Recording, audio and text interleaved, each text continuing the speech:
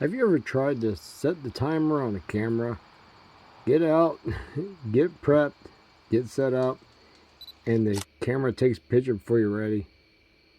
It really sucks. Well, today we're going to be going over 2 camera shutter releases, and without further ado, let's get started. Alrighty, we're going to do an unboxing and install and review all in one on the Foto&Tech infrared control. Sorry for the sticker, they put it on, but it's for the Nikon. I'm going to be using it on the D3300, and also going to be using the JM2 for the Nikon D5600. So we're going to get started with the lot easier one to install, the Foto&Tech infrared control. Alright, when you get the box, it has installation instructions. Remove the plastic separator from the battery. Sync the remote with your camera. For more information, consult your camera's manual or contact us. Then they tell you about how to replace your battery. And there's your little tiny remote. And they give you a little bag. I guess you're supposed to keep that in there. Okay, to activate this, the battery, just simply pull the plastic out. There you go. And you're done. That's all it takes for setting the controller up. Now for setting it up on the camera, this is the D3300. What you're going to do is simply go down to this little button down here, the one that has the timer. You're going to hit that. Just scroll all the way across till you get to the quick response ML3 or delayed remote.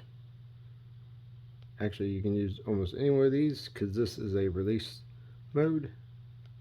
We're just going to go quick response remote. We're going to hit OK. Just going to set this down. What we'll do is we'll put the JM2 right here, and we'll give this a try. There you go. Very quick. It activates the flash if needed, the zoom capabilities and everything. Very, very simple. Now a little bit about the Foto&Tech. This is a wireless shutter release. Now this helps eliminates vibrations from putting on the, when you push on the shutter release button. Now it's not so much during the daytime, but if you're doing any kind of like night shots, when you push on the button, you actually move the camera very, very little. That this can help. Now the range on this is only up to about 16 feet, but that should be pretty good for what most people use cameras for. Now this is infrared, so it must be line of sight. This camera has to be able to see this remote in order for it to work. Now the remote comes with a free 1-year replacement. So if, other than the battery, if it stops transmitting and working with your camera, you just contact the company and they will send you a brand new one. Now this will work on the D3300, but it will also work on a whole bunch of other of the Nikons, which I'll just go ahead and put a sign. I'll scroll up right over here. I'll just scroll on the screen the different models that this little tiny thing, I mean it's super light, what this little tiny shutter release works with. The only thing I wish it had was like a little keychain like a little loop that you could put like a keychain on or something, or put a string. I mean, that would make it a little bit easier, because then you could attach it to your tripod when you're not, like when you're just sitting your camera gear up. But they do give you this nifty little pouch here.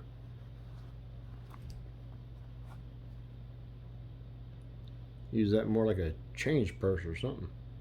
But alright, but that's the Foto&Tech infrared. Now we're going to play with the JM2. Alrighty, this is the JM2 wireless remote control.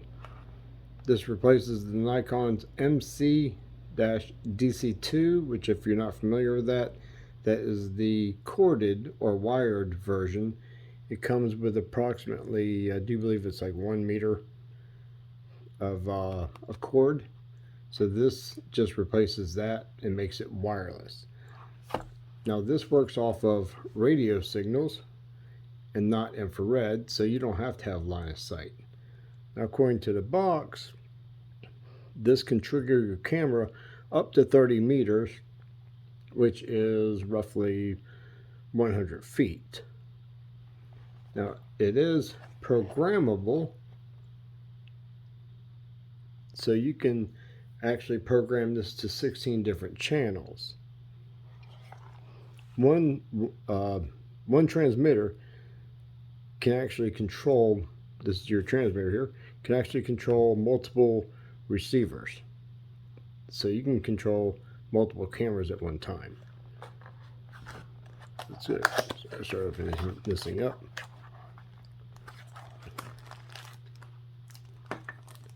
Okay, here's your transmitter. Alrighty, we got some decandescent paint. Do not eat this, people. We have a receiver.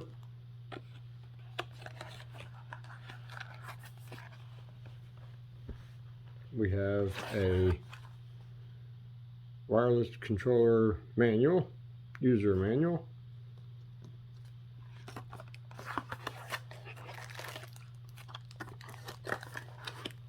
All right. And we have the DC2 connection and batteries. So let's get this stuff opened up. Alrighty, so in your box you get the user manual, remote control or transmitter. You get your receiver. You get two batteries. One's a CR2, the other one's a 23 amp 12 volt battery, and you get your DC2 plug adapter. So we're going to go ahead and install the batteries. We'll do the transmitter first. The transmitter takes the 12 volt battery.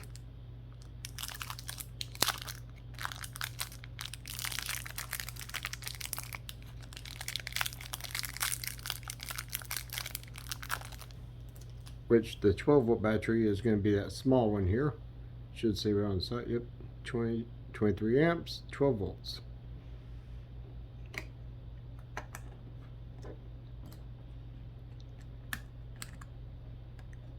Then we're going to put the cover back on. Then the CR2 is going to go on here. It even shows you on the tells you on the inside which battery goes where.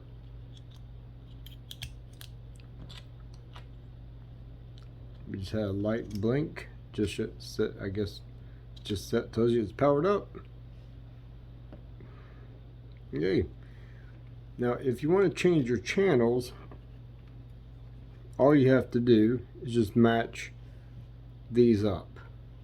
These are your little switch pins, your little pins here. So whatever you make on your transmitter, match it up to your receiver. So if you have two receivers and you want this one transmitter to operate two cameras at the same time, just make sure that all of them are set up exactly the same. up should be on, down should be off, and you just set it up that way. If you want one transmitter to operate 2 different cameras at 2 different times, just have your transmitter all up, have one receiver all up, and then the other receiver have it all up except for have one down. So all you have to do whenever you want to use your second camera, just flip one of these pins down, push your button, it'll operate the other receiver.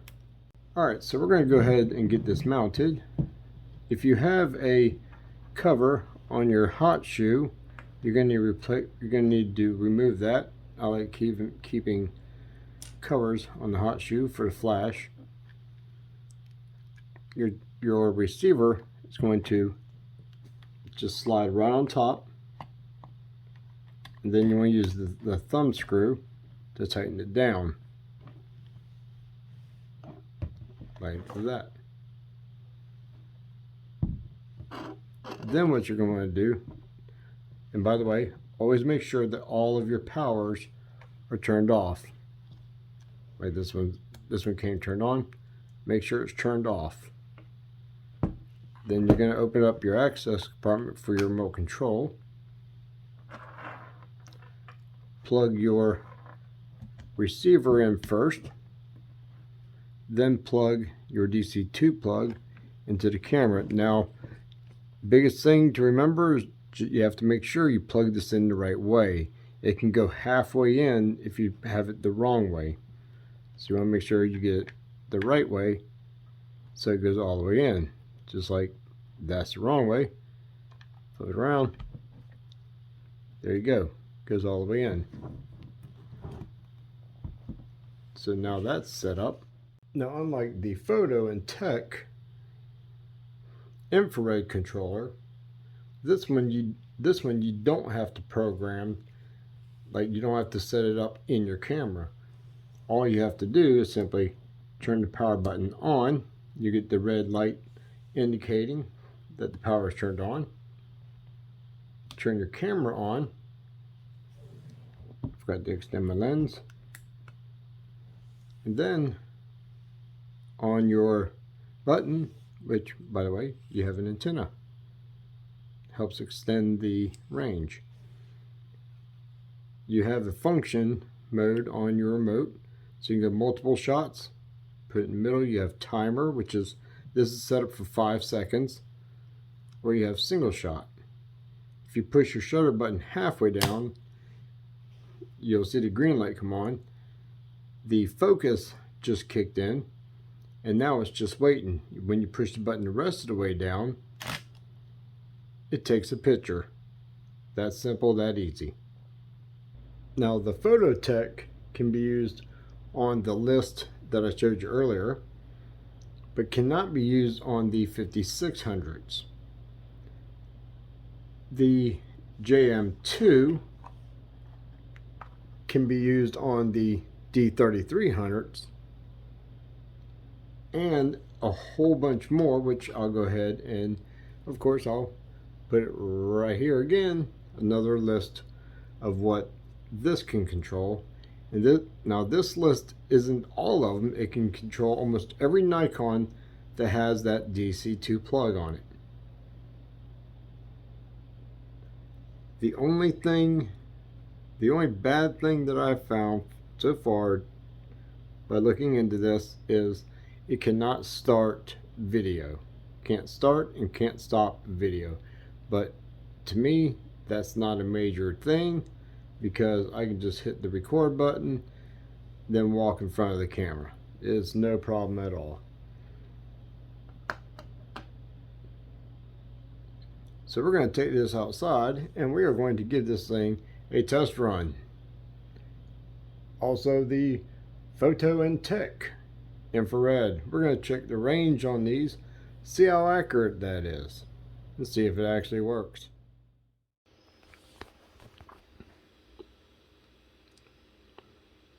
Okay, the Foto&Tech infrared controller, the package says it's maximum at 16 feet. I put a marker on the ground, which is just a frisbee, and it worked as advertised. So I put another marker at 32 feet, twice the distance, and didn't quite actually work, so I just moved a little bit forward, tried it, and it worked.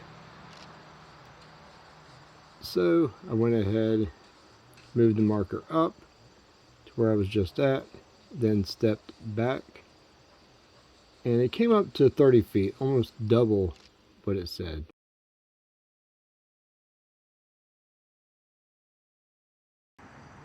Now the JCC says it can operate up to 30 meters, that's about 98 feet. I got 3 markers on the ground, 30, 60, and 90 feet. So we're going to try the first one at 90 feet, and nothing. So I move up to the 60 foot. I mean, it's got to work there. And still nothing. So I figured I'd go a little bit closer. Get up to about the 40 foot mark. And nada. So up to the 30 foot mark.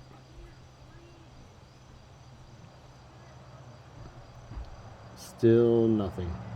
So I went halfway up, and lo and behold, 15 feet away, it actually worked.